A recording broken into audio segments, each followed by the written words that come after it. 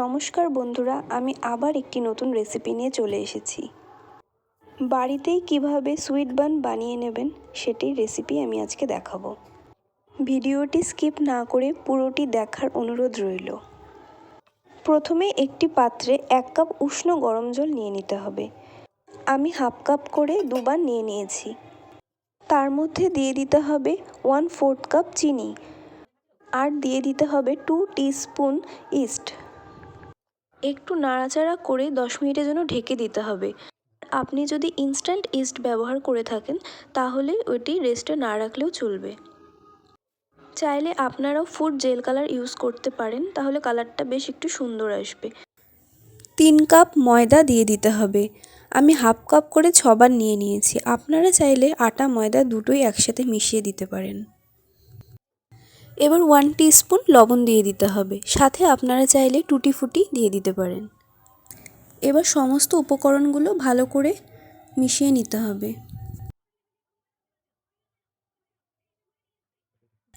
আমি সমস্ত উপকরণগুলো ওই পাত্র থেকে অন্য একটি পাত্রে ঢেলে নিয়েছি।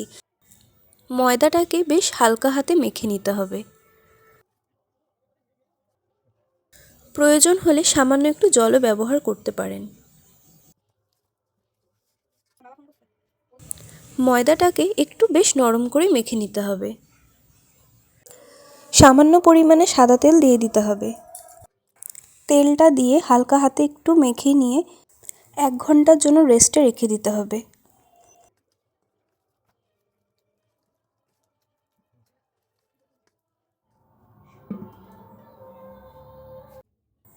এক ঘন্টা পরে ঢাকা তুলে নিয়ে আবার একটু মেখে নিতে হবে।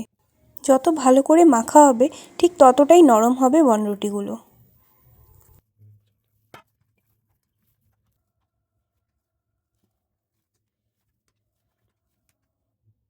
এবার দিয়ে দিচ্ছি 2 চা চামচ মেল্টেড বাটার। আবার কিছুক্ষণ মেখে নিতে হবে। আমি ডোটি এই পাত্র থেকে অন্য একটি পাত্রে নিয়ে নিয়েছি আর এই ডো থেকে আমি 8টা বান তৈরি করে নেব। ছুরি দিয়ে এইভাবে 8টা ভাগে ভাগ করে নিতে পারেন। আপনারা চাইলে এটার থেকে 12টাও বানাতে পারেন। তা আমি একটু বড় করে বানিয়েছি দেখে 8টা বানিয়েছি। এবার ঠিক এভাবে বাইরের দিক থেকে ভেতরের দিকে মুড়ে দিতে হবে, যাতে বাইরে হাওয়া ভেতরে প্রবেশ করে আর বানগুলো নরম হয়। আর এভাবেই আমি 8টা বান রেডি করে নিয়েছি। এবার একটা কেক টিনে বাটার পেপার লাগিয়ে নিয়ে বানগুলো বসিয়ে দিতে হবে। আমি এই কেক টিনটাতে 4টা বান দিয়েছি। মাঝে একটু ফাঁকা ছেড়ে দিয়েছি, কারণ এটা বেক হওয়ার পর ডাবল হয়ে যাবে তখন সাথেই লেগে যাবে। এবার বানগুলোর ওপর দিয়ে কয়েকটা চেরি কাট করে বসিয়ে দিচ্ছি। বানগুলোকে আবার 10 মিনিটের জন্য ঢাকা দিয়ে রাখতে হবে। আর এদিকে ওটিজিটা 180 ডিগ্রি সেলসিয়াস প্রিহিট করে নিতে হবে। এবার বানগুলোর ওপর দিয়ে একটু দুধ ব্রাশ করে দিচ্ছি। তাহলে বানগুলো বেক হওয়ার পর কালারটা খুব সুন্দর আসবে এবং ওপরটা শক্ত হয়ে যাবে না, বেশ নরম থাকবে।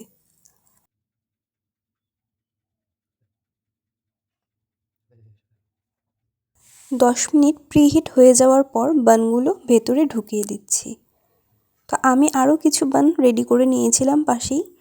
তো এখন এটা আমি 180 ডিগ্রি সেলসিয়াসে 20 মিনিটের জন্য বেক করতে ছেড়ে দিচ্ছি। এবার 20 মিনিট হয়ে গেছে। এবার দেখুন বানগুলো কি সুন্দর কালার এসেছে আর কত সুন্দর ফুলেছে। এবার বানগুলোর ওপরে মেল্টেড বাটার কিছুটা স্প্রেড করে নিতে হবে।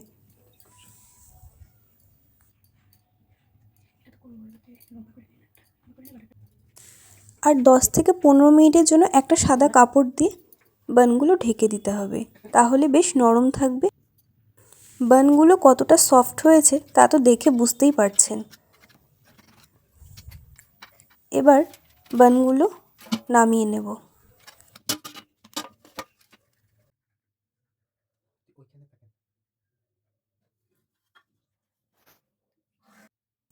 ঠিক এভাবে আপনারাও বাড়িতে বানিয়ে নিতে পারেন সুইট বান। এই সুইট বানগুলো বাচ্চারাও খেতে বেশ পছন্দ করে।